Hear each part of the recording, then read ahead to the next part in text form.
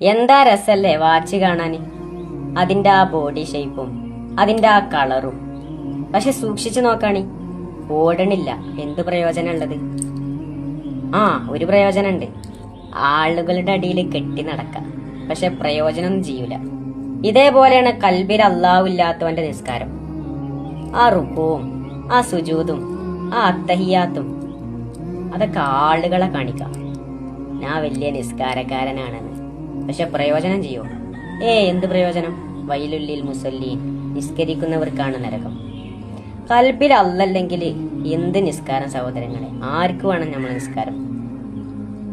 നിന്ന് നിസ്കരിക്കാൻ കഴിയാത്തവനിക്ക് ഇരുന്ന് നിസ്കരിക്കാം, ഇരുന്ന് നിസ്കരിക്കാൻ കഴിയാത്തവനിക്ക് കടന്ന് നിസ്കരിക്കാം, കടന്നിട്ടും കഴിയാത്തവനിക്ക് മനസ്സുകൊണ്ട് നിസ്കരിക്കാം. പക്ഷെ മനസ്സുകൊണ്ടും കഴിയാത്തവനിക്ക് പിന്നെ നിസ്കാരമില്ല. മനസ്സിനാണ് പ്രധാനം. അലാ ബിദിക്രില്ലാഹി തത്മഇന്നുൽ ഖുലൂബ്, ദൈവസ്മരണയിലൂടെയാണ് കൽബ് ശാന്തമാവാന്ന് പറഞ്ഞു ഖുർആനിൽ. കുറെ ആളുകൾ ദിക്റ് ചൊല്ലുന്നു, എന്നിട്ടും മനസ്സിന് സമാധാനമല്ല. അലാ ബിദിക്രില്ലാഹി തത്മഇന്നുൽ ഖുലൂബ്, മനസ്സിനാണ് സമാധാനം. അപ്പൊ ദിക്റ് എവിടെ വേണ്ടത്? മനസ്സിലാ വേണ്ടത്, നാവിലല്ല.